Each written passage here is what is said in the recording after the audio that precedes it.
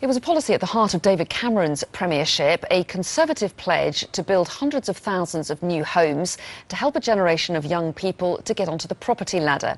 But this week, the long-standing Tory ambition to turn generation rent into generation buy is to be reversed with the announcement of a new housing plan. Our senior political correspondent, Beth Rigby, reports. This 32-year-old single dad, Phil John, is the epitome of generation rent.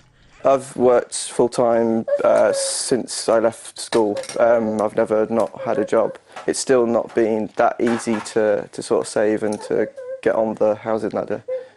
Having moved house 9 times in 11 years, Phil is hopeful that Theresa May's help for renters will give him a little more protection.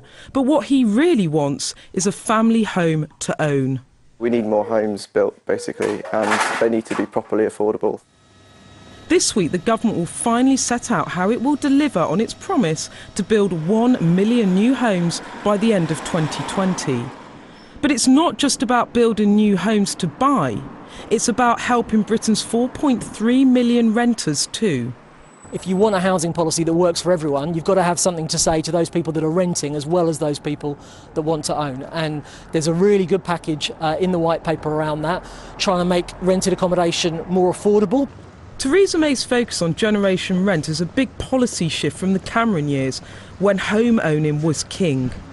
Generation rent to generation buy. Our party, the Conservative Party, the party of home ownership in Britain today.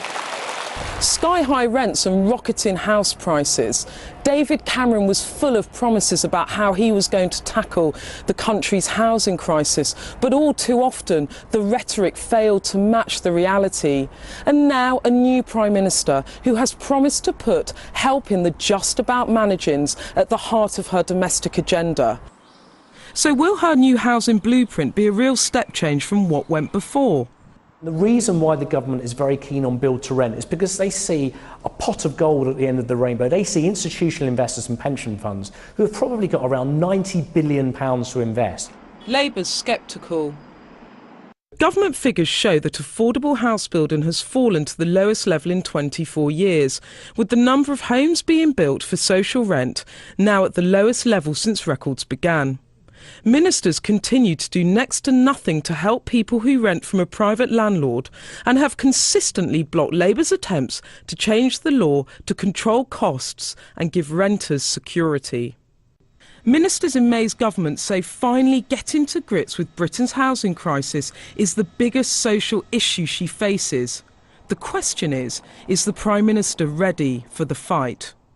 Beth Rigby, Sky News.